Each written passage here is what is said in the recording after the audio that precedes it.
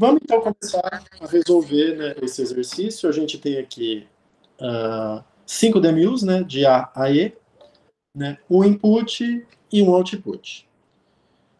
Então vamos, primeiramente, né, a primeira coisa que se faz, acho que até aí, né, a parte do CCR, acho que a maior parte de vocês entendeu, né, conseguiu fazer tranquilo, né. Então a primeira coisa é calcular a produtividade, né, é output sobre input. Então, se a gente fizer output sobre input, a gente chega na produtividade de todas as DMUs, né? E aí dá para ver que a mais produtiva é a DMU A, né? A menos produtiva é a DMU E. Beleza, então esse é o primeiro ponto, né? Daqui a gente já consegue calcular a eficiência do CCR, né? Então a eficiência do CCR é simplesmente pegar a produtividade de cada DMU e dividir pela máxima produtividade observada. Então, a máxima produtividade observada é da DMU A, né? Então, no CCR, né, essa DMU A de maior produtividade vai servir de referência para todo mundo. Né? Então, eu vou pegar, dividir todo mundo por 5,33, travar aqui a célula, e eu chego aqui na eficiência do CCR. Né? Eu rodei aqui, né, no R, né? Então, aqui do CCR, né, se a gente for ver, né, tem que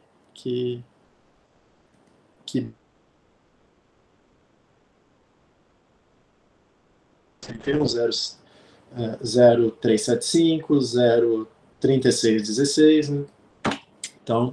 Então bate. Bom, agora para a gente calcular do BCC, né, e fazer as projeções, eu acho interessante a gente construir a fronteira.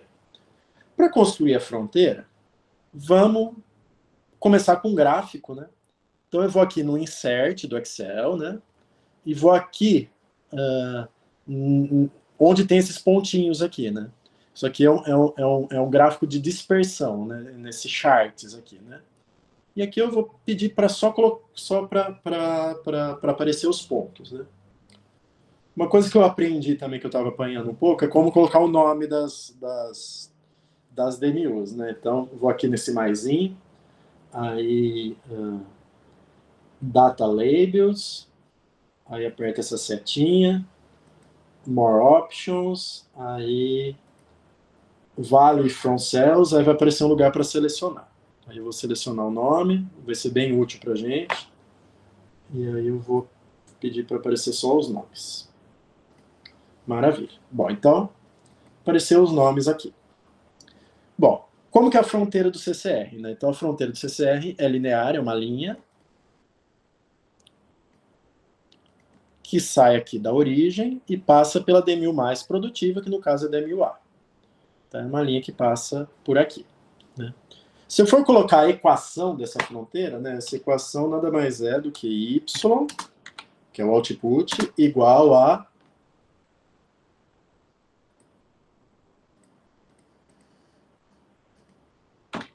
deixa eu mover esse gráfico para cá para não atrapalhar.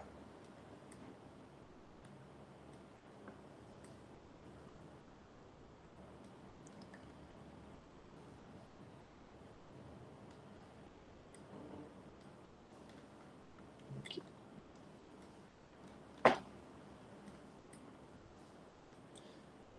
A equação desse gráfico é y igual a 5,33x, né? Sendo que 5,33 é essa produtividade aqui. Né? Então, y, essa é a fronteira do CCR, essa equação da fronteira do CCR, que é uma fronteira linear. A fronteira do BCC é uma fronteira que a gente chama de linear por partes, porque ela é uma fronteira formada por vários segmentos de reta. Né? E ela tem uma propriedade, né, que a gente discutiu um pouco na aula passada, que é uma fronteira convexa. Né? Ela tem essa questão de ser uma fronteira convexa, então ela não pode ter nenhum bico, nenhum vale, né? Ela tem que ter um formato o mais parecido com aquele redondo, né? com aquela função mais logarítmica. Né? Então eu vou ter que construir essa superfície linear por partes, né? Que passe pelo maior número possível de DMUs, mas que não viole o pressuposto da convexidade. Né?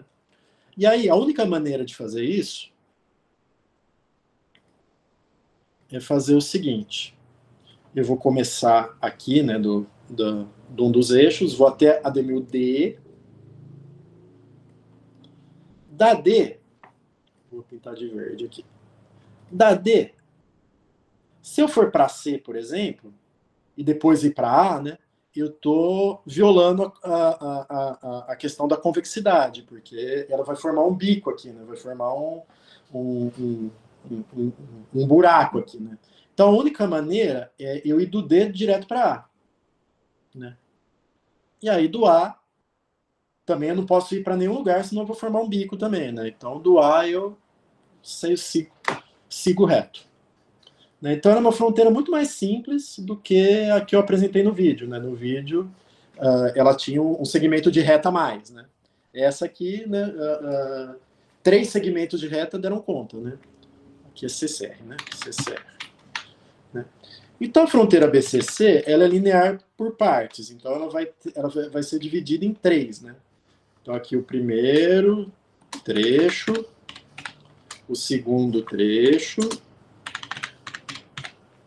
que é justamente relacionado às demils DA, e aqui o terceiro trecho. Né? O primeiro trecho, né, essa reta aqui, né, é simplesmente x igual a 10. O terceiro trecho, que é esta linha aqui horizontal, né, é simplesmente y igual a 80.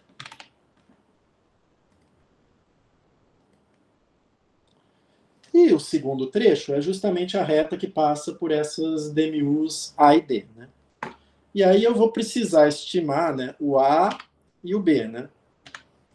Porque lembrar que uma reta, né, basicamente a equação de uma reta, né, é y igual a ax mais b.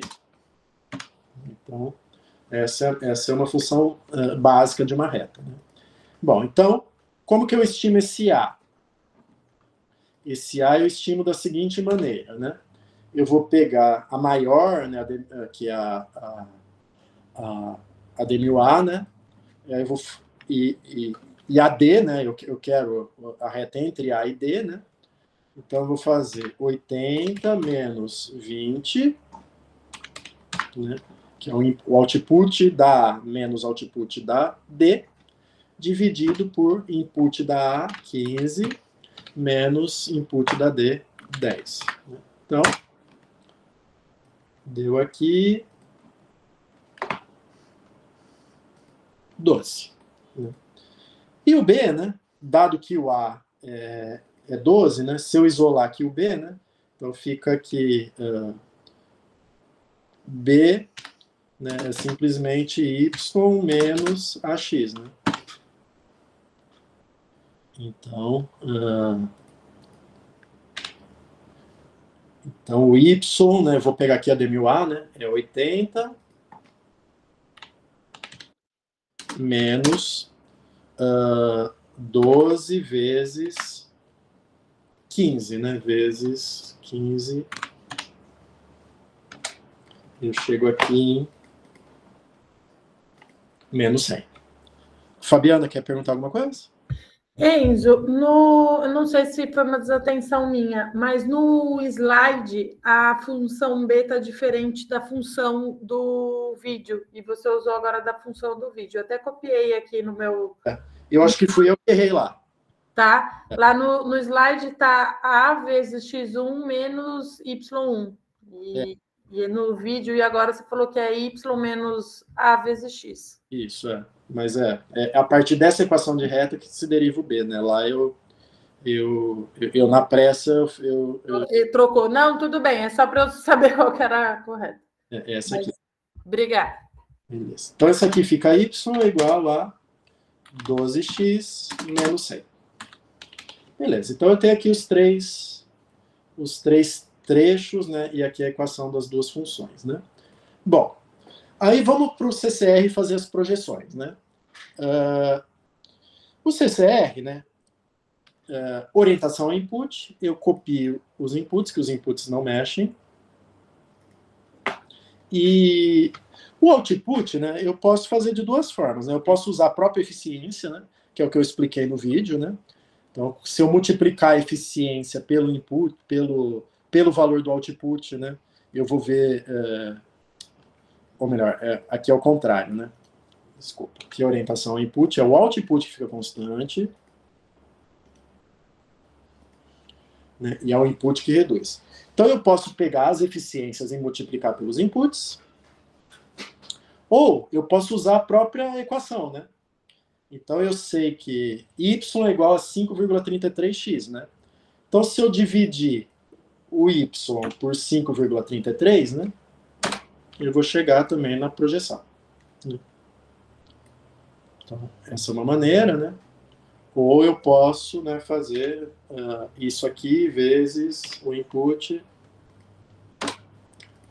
que dá para chegar exatamente na mesma coisa. Espera aí.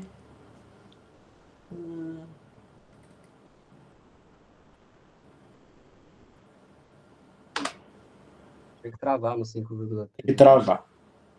Aí. Isso, chega exatamente na mesma coisa. Sim, perfeito. Beleza. E aqui, né, na orientação ao output, aqui eu mantenho os meus inputs constantes, né? E aí, de novo, usando a função, né? Se eu multiplicar o input por 5,33... Não, tem que passar dividindo dessa vez. Não? Não, agora é multiplicar. Aqui... tá. Não, sim, certo. Desculpa, eu que confundi, desculpa. Então, aqui eu multiplico porque eu quero saber o y, né? Então, o y é 5,33x. Sim. Multiplicar o x por 5,33, eu vou ter o y. Beleza, então esses são as minhas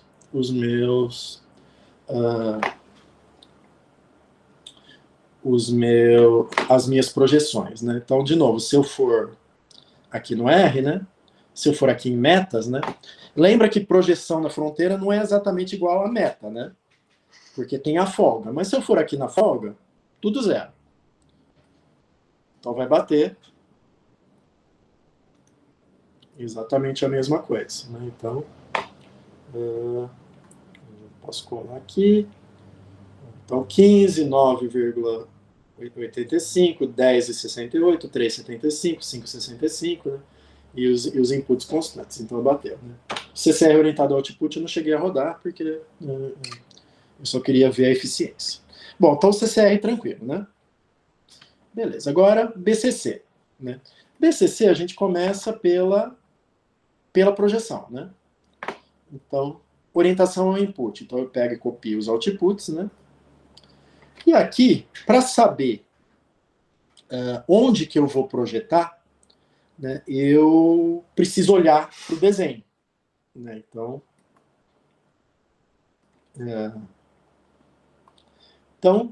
a A e a D, elas são eficientes, mas elas estão nesse segmento de reta, né? E as DMUs? Vou pôr uma seta aqui para ilustrar, né? As DMUs. B, C e E, né? A hora que eu reduzo os inputs, a projeção cai todas em cima dessa reta. Então, no fim, essa reta vai servir para todo mundo, né? Então, 12x menos 100, né? Então, vou estar escrevendo aqui do lado, né? Y igual a 12x menos 100, né? Bom, como eu quero determinar o x, como eu quero determinar o input, né, eu tenho que isolar esse x. Então, fica x igual a y mais 100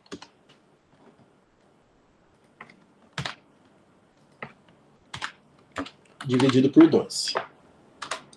Então, exatamente isso que eu vou pôr aqui, né? Então, y, que é o output, mais 100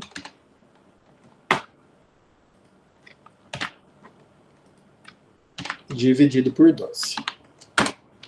Então, aqui 15, 12, 42, 13, 08, 10, 10 e 58. Com essa projeção, né, a gente já pode estimar a máxima produtividade, né, que essa D1000 pode alcançar na sua escala, né? Então, se eu orientar ao input e resolver todas as ineficiências técnicas, né, o máximo de produtividade que essa D1000 vai ter vai ser 80 dividido por 15, 5,33. A outra vai ter 49 por 12,42, 3,95. Essa aqui vai ter 57, 13,08, 4,36, e assim por diante, né? Então, resolvidas as ineficiências técnicas, né, resolvida aquela parte que não tem a ver com a escala, não tem a ver com o tamanho, o máximo que eles vão poder alcançar, né, a produtividade máxima que eles vão poder alcançar vai ser essa aqui. E com essa produtividade máxima, né, que é específica de uma escala, né, eu consigo estimar a eficiência do BCC. Então, a eficiência do BCC, né, é P sobre Pmax. Né? E aí eu vou ter as eficiências, né, pelo modelo BCC orientado ao input. Né? Então, novamente, vamos pegar aqui o R, BCC é um input. Né? Então, BCC é um input. Eu vou colar aqui, deu para ver que deu a mesma coisa. Tá vendo? 1, 0,59, 0,59, 0,87, 0,87, 1. Tudo a mesma coisa. Se eu for pegar aqui BCC input, as metas, né? Novamente, folgas deram todo zero, então é para bater, né, a projeção com a meta que o R deu. Então, eu vou colar aqui. Então, deu para ver 15. Opa.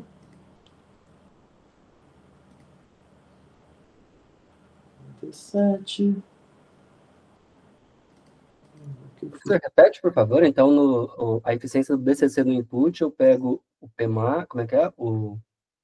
A produtividade dividida pela produtividade máxima. Ah, tá, beleza. A produtividade pela produtividade máxima é o que vai dar.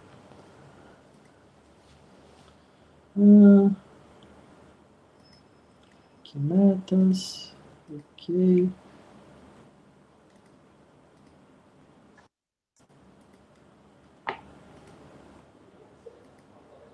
É isso aqui, bateu.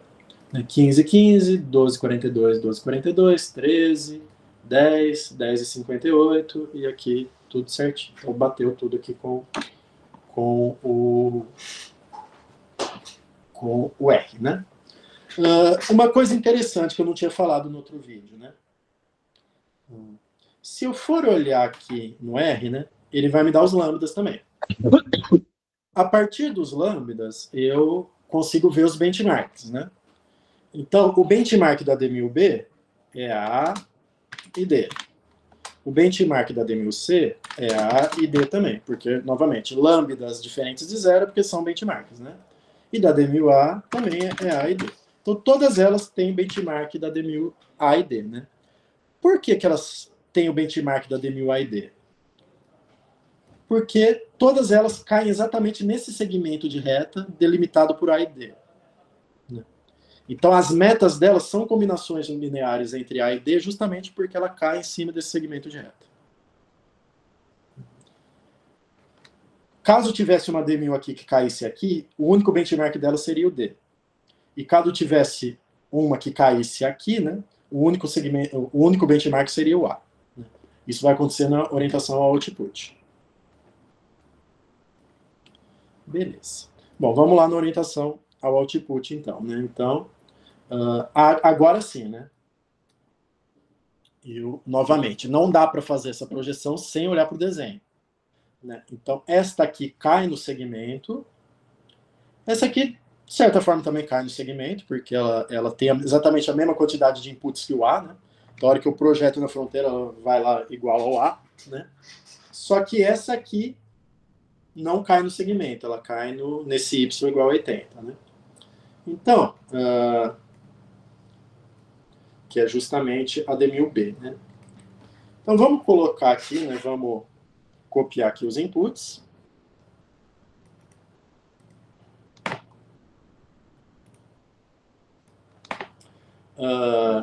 O output, então, né? Vamos pegar esta reta aqui, 12x menos 100, né? Então, vai ser 12 vezes este aqui, menos 100. A única exceção, né? Vai ser justamente a d1000b, né? Que não vai ser dada por essa função. d1000b é simplesmente 80. Né? Então, vai ficar exatamente assim. Né? 3d1000 igual a 80.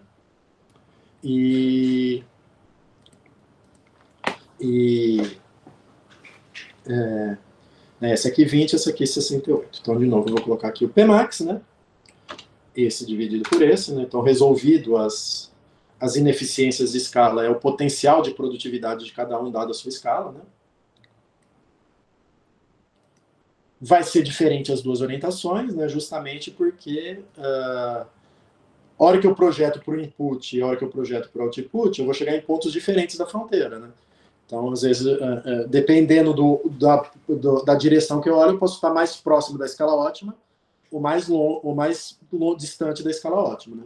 E lembrar que a escala ótima é a escala da d1000A, né? Porque a escala ótima é a escala da d1000 mais produtiva. Né? Então, 15 e 80 é o que a gente considera a escala ótima. Né? Tudo que estiver acima de 15 está acima da escala, retornos decrescentes de escala. Tudo que está abaixo de 15 está retornos crescentes de escala. Beleza. Bom, então a gente consegue agora calcular a eficiência do BCC comparando P com Pmax. Então,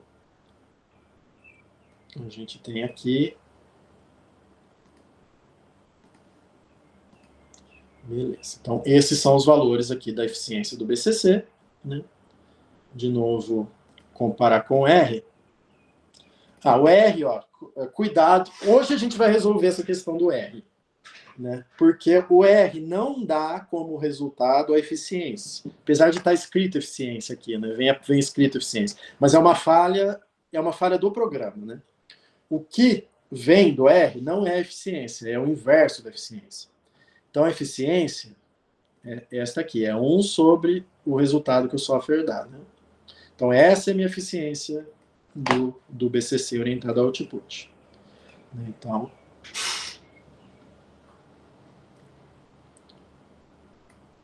colar ela aqui para a gente poder comparar. Então, 1, 6, 1, 25, 7, 1, 25, 1, 39, 7, 5, 9. Então, bateu, né? E as projeções?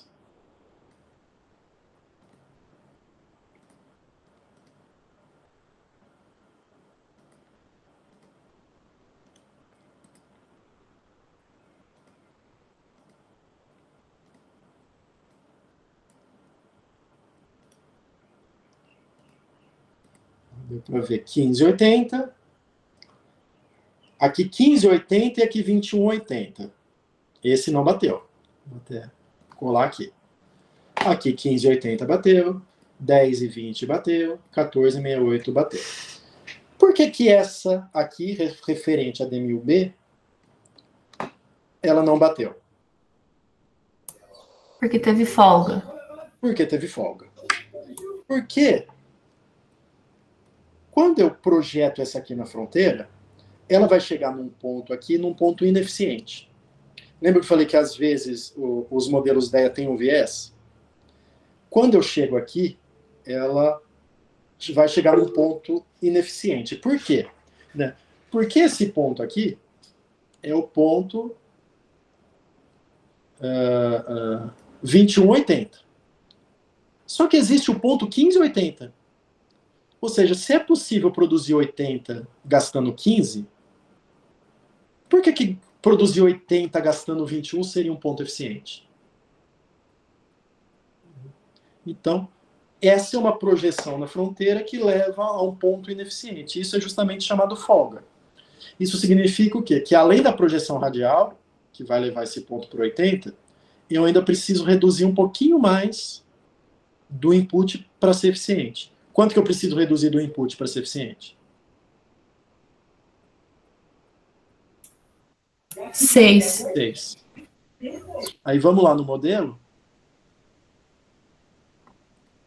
Vamos ver como está a folga.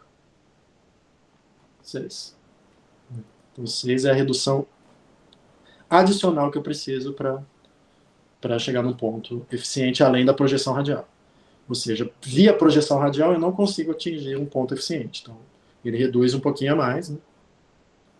Que é justamente esse 6. Lembrar que esse reduzir um pouquinho a mais não está sendo contabilizado na eficiência. Então, é um viés. Né? Então, o modelo tem esse viés. Né? E os benchmarks, né?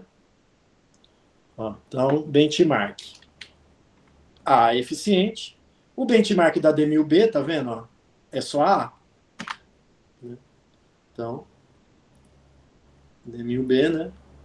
O único benchmark dela é o A.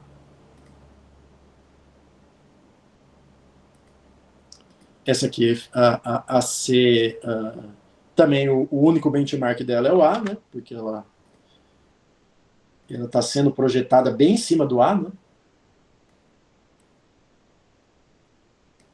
E a E, né? A hora que está sendo projetada, aí os benchmarks dela é A e D. Né? Aqui, A e D.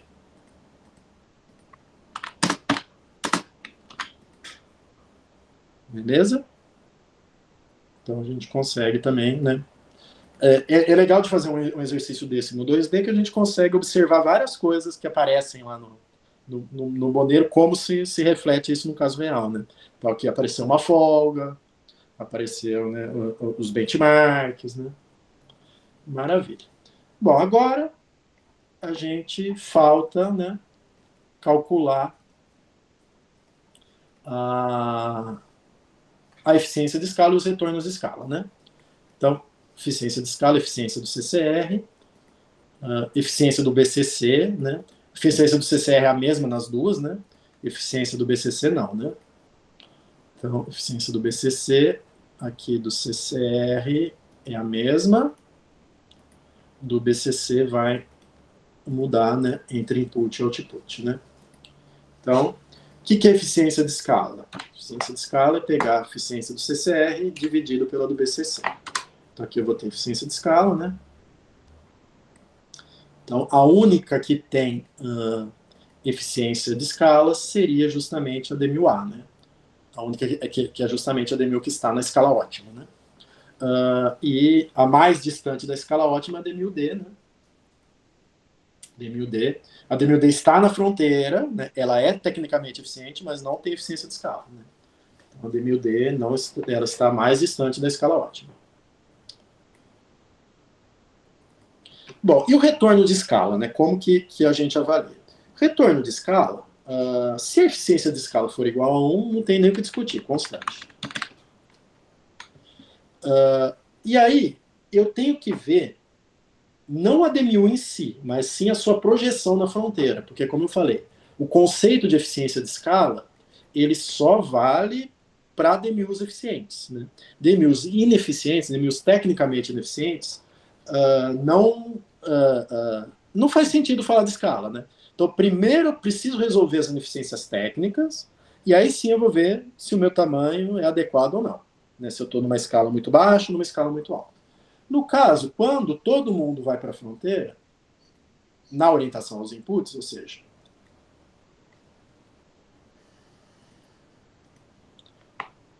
quando todo mundo vai para a fronteira na orientação aos inputs, né? Dá para ver que todo mundo vai cair numa escala, todo mundo vai cair num tamanho inferior a D1000A, que é a ótima, né? Então, nesse caso, todo mundo aqui é crescente. Porque todo mundo está numa escala inferior à escala ótima. Bom, lá pelo R, tem como eu identificar o retorno de escala? Tem, né? E isso é uma das coisas que eu vou querer falar na aula de hoje, que é o seguinte, né? Se vocês forem, né, BCC é o input, aqui nos pesos, vai aparecer input, output, mas vai aparecer um outro peso aqui. E chama multiplier RTS, né?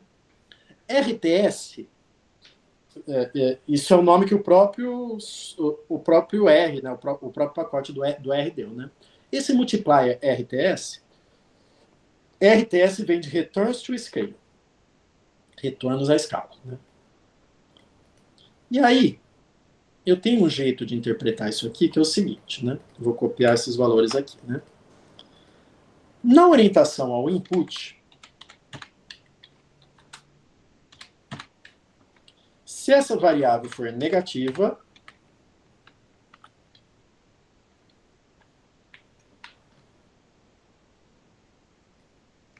isso indica retornos decrescentes de escala.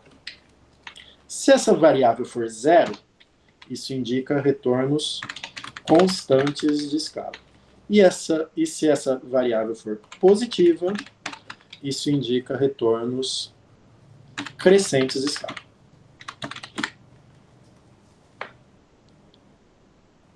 Opa. Na orientação ao output,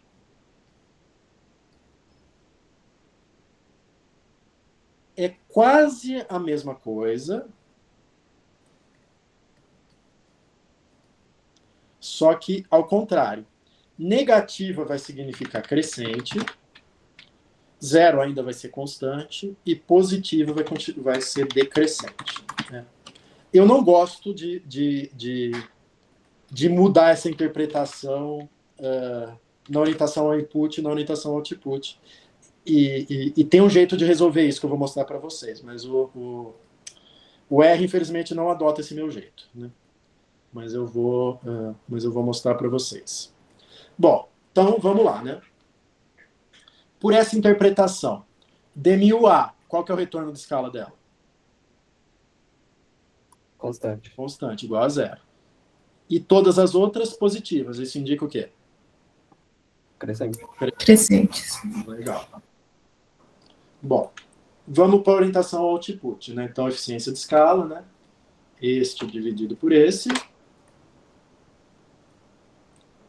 Beleza. Bom, sem olhar para o R, né? Olhando só para a interpretação do gráfico, né? Retorno de escala do primeiro. Constante. Retorno de escala do B. Né? Então vamos lá para o B, né? O B, a hora que eu olho ele para o output, né? A escala dele se torna maior ou menor que a escala ótima? Maior. Maior. Então, nesse caso, ele é decrescente.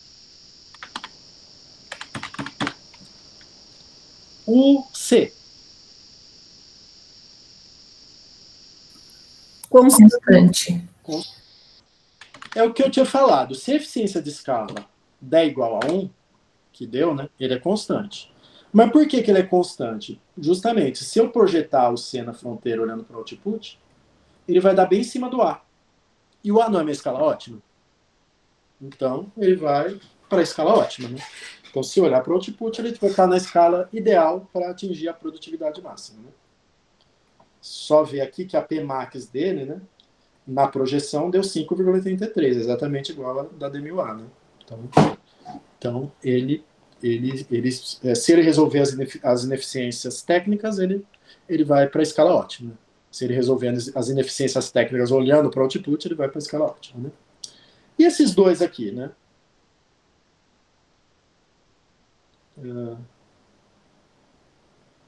O D e o E, né? O E, então, né, se eu projetar ele na fronteira, né, ele cai em cima ou embaixo? Embaixo. Embaixo. E o D, né? O D eu não preciso projetar na fronteira, porque ele já está na fronteira, mas ele está abaixo da escala ótima. Né? Então, os dois são crescentes.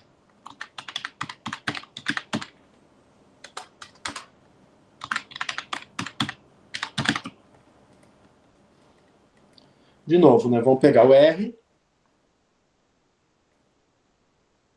e ver o que ele me deu.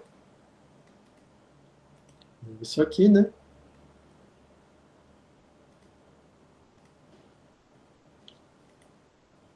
Então, olhando para essa interpretação que é orientação ao output, né? 0 indica o quê? Constante. Positivo indica o quê? Nesse caso, decrescente, né? Porque eu interpreto diferente, né? Decrescente. 0, constante. E negativo. Crescente.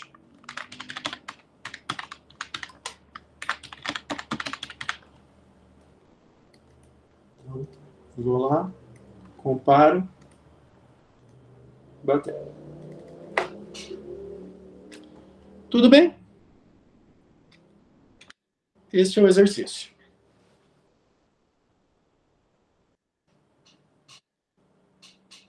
Acho que deu para entender.